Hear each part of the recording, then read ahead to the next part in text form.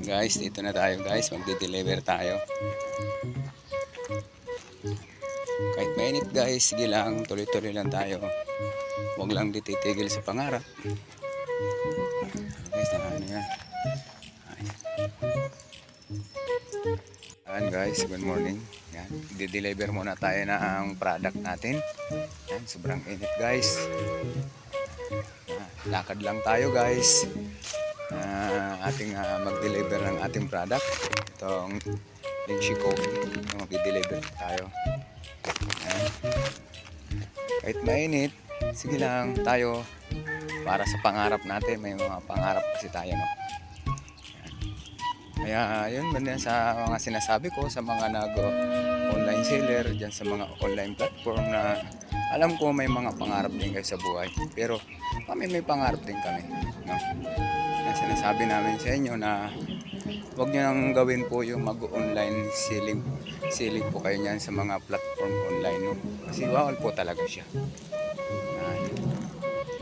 Bawal na bawal po siya. Parehas tayo may mga pangarap. Mahal ko po yung company ng DXN at mahal ko po yung mga member ko at mahal ko po talaga yung lahat na may mga pangarap ng DXN. Yan. Nice.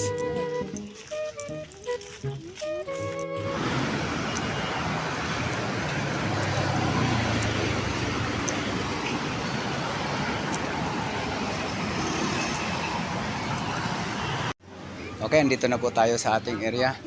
Madam! Magandang araw po. Yan. Tingnan po yung aking beloved customer. Kain po. Yan. Aking mga kapitbahay po yan. Yan. Pero dito na po sila sa Katipunan. Yan. Yan. Ito na po yung coffee mo, madam. Delivery po. Yan. Maraming salamat po, madam. Yan. Guys, ayan. Kaway-kaway po kayo, madam. Yan. Kaya guys, nawagan ako guys sa mga nagbibenta niyan sa online platform na talagang bawal po talaga siya, ha. Kasi kami po ay tulad namin, direct selling po talagang ginagawa namin, no? Bawal po sa online platform yan.